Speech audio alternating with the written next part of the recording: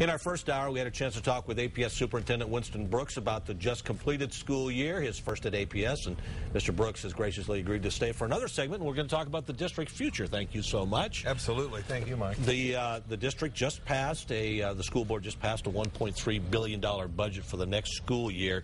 Is that enough money to get, I know it sounds like a lot of money, is it enough to make sure that the kids and the teachers are taken care of next year? Well, again, I guess that kind of depends on your perspective. Unfortunately, because the legislature did not fund raises for school employees and teachers, our teachers will not be receiving a salary increase next year. Of course, some of that's still subject to some negotiation. But you know what I really feel good about on the budget is that we were able to put a lot of money into the classroom. We actually were able to put some money in there to purchase laptop computers for our teachers so that they could do their special ed IEPs and track the data that they need to track on state assessments and that kind of thing. We also put $25 more per student into the classroom so teachers can use that to buy school supplies. You know, oftentimes teachers take a lot of money out of their own pocket, right. And we're trying to help them with that. We also put about $1 million total into mid-school activities and athletics, which I think is just huge, and I think it's a great first step in trying to keep our kids engaged in school and help the graduation rate sooner. Now, there was $16 million that was recently found in a fund that no one knew was there. $10 million of that is being put aside. Do you have an idea what that'll be used for? Could that be for teacher salaries potentially? It could be. Yeah, we have $10 million we put in the cash reserves.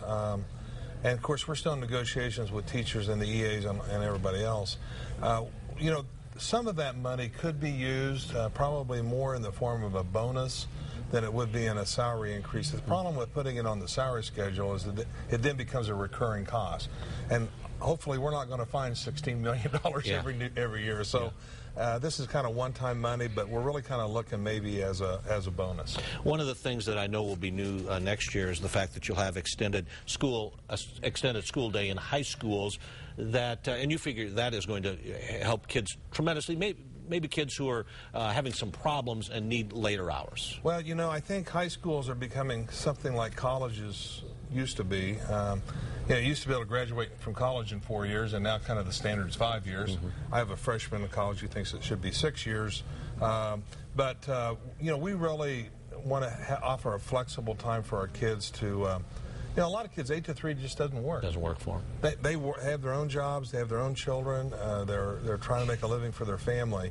And if they could go to school, maybe start school at 4 o'clock in the afternoon and finish at 8 or 9 o'clock, I think we'll see a huge increase in our graduation rate. We have just 15 seconds. Can you give us your #1 priority for next year? Implementing all the things that we talked about this year. Okay, all right. Well, Mr. Brooks, thanks so much for being with us. We hope you have a great summer. We really appreciate it. Thank you.